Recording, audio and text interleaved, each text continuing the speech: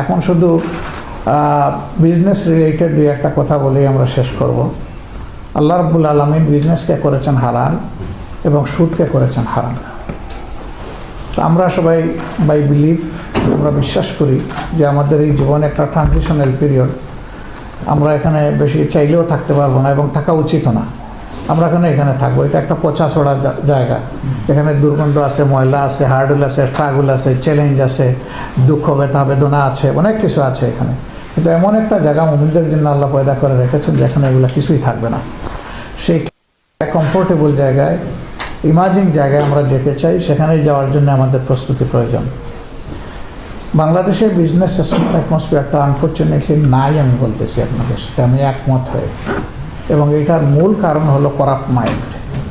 আর মূল corrupt mind হলো যে যত বড় পলিটিশিয়ান আমরা, তার মাইন্ডটা তত বেশি করাপ্ট। মাথা